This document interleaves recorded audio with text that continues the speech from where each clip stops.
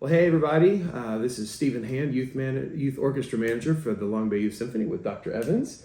And just wanted to talk with you a little bit about this upcoming year. First, Dr. Evans, what are your thoughts on last year and how it went? Well, I think it was very successful as we got back into full activity, but we're still, as everyone is, kind of, there's squeaky sections in not literally sections of the orchestra, but just in people's schedules, and still COVID out there. And sure. But we had a full active year, and we're looking for one that's even more productive. Absolutely. This coming year. And then one point that we wanted to make sure to let everyone know is that we are going to be moving our rehearsals from the band hall at Coastal Carolina University to Trinity Church, which is at 30th Avenue North and Kings Highway. We've performed there on several occasions. And the reason is that allows us a chance to break out into groups. We had actually the silver lining of COVID for us was the ability to do a lot of chamber music. Right. And being back at the band hall at Coastal, we were very limited in what we could do in addition. And we felt that was such a help and such an added value for students to be able to do chamber music. And we know as parents, no one likes to hear that they have to drive a little bit further, but I think ultimately the overall goal of what we're trying to accomplish with your student and you, the student that might be watching this, is to give you an incredibly well-rounded experience where the beauty of the partnership with the Long Bay Symphony is that we have professional musicians in the area that can come and coach and mentor and work with you. And like Dr. Evans said, we just didn't have that space to be able to do that at Coastal, and as they're getting more and more busy over there was just no place to do that. And like you said, if you remember back in COVID days, it really did afford us the ability to break out and do sectionals and really work on some things. Trumpet player in the orchestra, percussionist, it can be a little bit, when you're doing a Mozart symphony or Haydn symphony in the back row, you want to have a little more challenge. And we're hoping that with the addition of the chamber music portion of this, it's going to be a little bit more well-rounded for all students, not just string students, but all students to be involved. So that's one big change that's going to be happening this next year.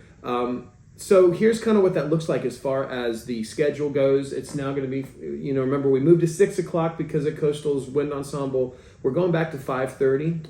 We really can't go before that just because knowing families are coming from all over parts of the county, and to get down there by the beach is a little bit challenging. And we're going to be going until 8 o'clock, okay? The other thing that we're keeping this year is the way we did auditions, but they are changing a little bit. We're still going with the virtual format of you submitting a video, but we are going to have the added element of just an extra 1 or 2 excerpts that Dr. Evans is going to post, just so that we can kind of see just for the strings. That is exactly right. Just so we can kind of get a heads up on where everybody kind of is in the section. That's always been for seating. Absolutely, it's for seating, right? And so you're going to submit these videos a couple of different ways. If you're seeing this video right now and you are a returning student, then it's as simple as using the band app and sending the video through the band app. That seemed to work out very well when we had to do seat placement auditions. If you are new, completely brand new, and you're not in the band app world or anything like that, then what we ask you do is you email a link to one of your drives, whether you use Dropbox or iCloud or Google Drive or whatever. Schools kind of forced everybody to learn online, drives, hard drives, to be able to share that video.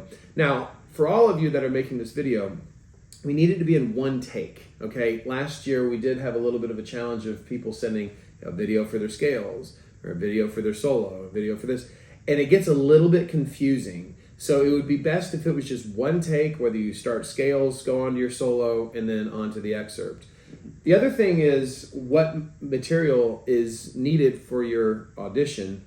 Last year, we kind of went to a straight up, whatever is consistent with your region orchestra or region band material, that is what we're asking for. So if you're in 8th grade, moving on to 9th grade, there's going to be a little bit more for you that's going to be required than when you're in 8th grade. If you're in 10th grade going to 11th grade, same thing. So just know that it is for next year. So the 23-24 school year, it is going to be for that school year, wherever you are. That is what we are going to need for you to submit. Now, time and when to submit, okay? We're asking is school starts on Monday the 21st, which is a week later this year than it was last year. So we're asking that Monday the 28th that you submit those auditions, okay? Either by then. Earlier the better. You know, extra points if you get it done even before the school year's out. That'd be pretty amazing. But you're gonna the 28th is the due date, that Monday, and then our first rehearsal together is Tuesday, September the 5th, which is the day after Labor Day. Okay.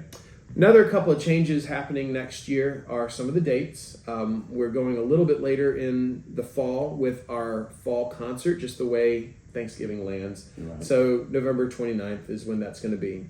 Same is true on the February concert. Wednesday, which we normally do it, is on Valentine's Day. Okay, so we don't want to conflict with that. So we're moving a week later for that on February 21st. And then likewise, our final concert at the end of the year is actually going to be on May 1st, on Wednesday, May 1st.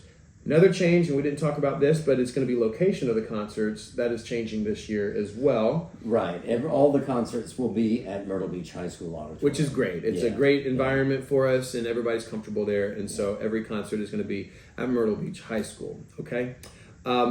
If you have any questions for me or for Dr. Evans, you can reach out to us a couple of ways. I'm going to drop my phone number on there so you can text me. Or you can email me at ysmanager at longbaysymphony.com. And if you have any questions or you're new to the area or a parent that's new to this, we would love to hear from you.